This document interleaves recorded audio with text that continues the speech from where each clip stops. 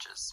So remember, after Joshua led the tribes of Israel into the Promised Land, he called them to be faithful to their covenant with God by obeying the commands of the Torah. And if they do this, they will show all the other nations what God is like.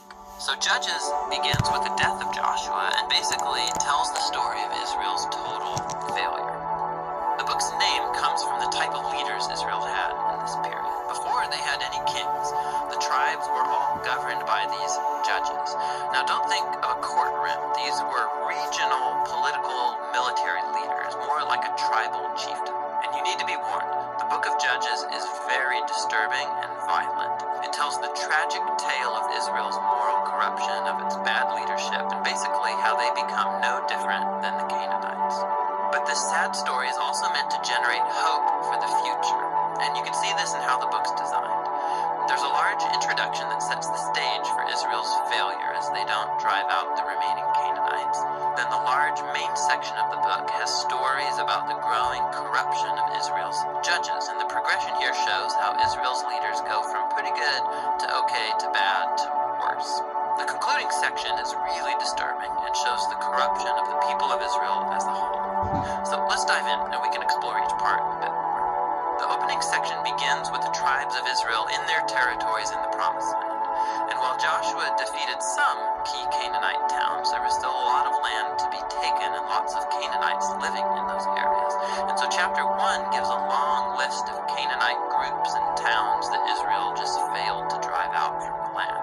Now remember, the whole point of driving out the Canaanites was to avoid their moral corruption and their way of worshiping the gods through child sacrifice. God had called Israel to be a holy people, and that does not happen. Chapter 2 describes how Israel just moved in alongside the Canaanites and adopted all their cultural and religious practices. And it's right here that the story stops. For nearly a whole chapter, the narrator gives us an overview of everything that's about to happen in the body of the book. This part of Israel's history, the narrator says, was a series of cycles moving in a downward spiral. So Israel became like the Canaanites, and so they would sin against God. So God would allow them to be conquered and oppressed by the Canaanites, and eventually the Israelites would see the error of their ways and repent. So God would raise up a deliverer, a judge from among Israel who would defeat the enemy and bring about an era of peace. But eventually Israel would sin again, and it would all start over. This cycle provides the literary design and flow for the next main section of the book. It gets repeated for each of the 6 main judges whose stories are told here. Now the stories of the first 3 judges, Othniel, Ehud, and Deborah, they are epic adventures. They're also extremely bloody stories. Either the judge themselves or people who help the judge, they defeat their enemies and deliver the people of Israel. The stories about the next 3 judges are longer, and they focus in on the character flaws of the judges, which get increasingly worse. So Gideon, he begins pretty well. He's a coward of a man, but he eventually comes to trust that God can save Israel through him. And so he defeats a huge army of Midianites with only 300 men carrying torches and clay pots. But Gideon has a nasty temper, and he murders a bunch of fellow Israelites for not helping him in his battle. And then it all goes downhill from there. He makes an idol from the gold that he won in his battles. And then after he dies, all Israel worships the idol as a god, and the cycle begins again. The next main judge is Jephthah, who's something of a mafia thug living up in the hills. And when things get really bad for Israel, the elders come to him begging for his help.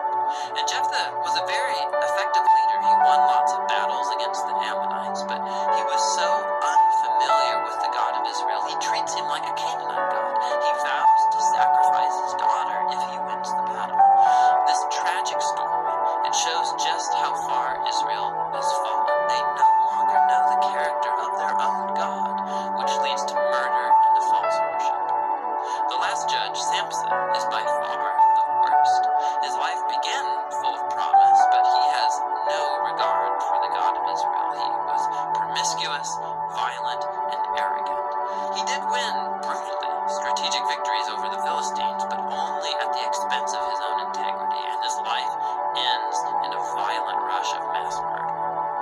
Now, a quick note here. You'll notice a repeated theme in the main section of the book, that at key moments, God's Spirit will empower each of these judges to accomplish these great acts of deliverance.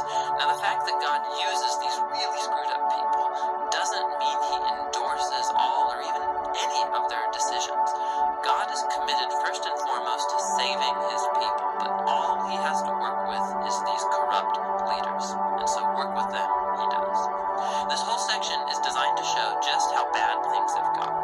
You can't even tell the Israelites and the Canaanites apart anymore, and that's just the leaders. The final section shows Israel as a whole hitting bottom. There are two tragic stories here, and they are not for the faint of heart. They're structured by this key line that gets repeated 4 times at the close of the book. In those days, Israel had no king, and everyone did what was right in their own eyes. The first story is about an Israelite named Micah who builds a private temple to an idol, and that gets plundered by a private army sent from the tribe of Dan. So they come and they steal everything, and then they go and burn down the peaceful city of Laish and murder all of its inhabitants. It's a horrifying story. When Israel forgets its God, might makes right. The final story of the book is even worse. It's a shocking tale of sexual abuse and violence, which all leads to Israel's first civil war. It's very disturbing. And that's the point. These stories are meant to serve as a warning. Israel's descent into self-destruction is a result of turning away from the God who loves them and saved them out of slavery in Egypt. And now, Israel needs to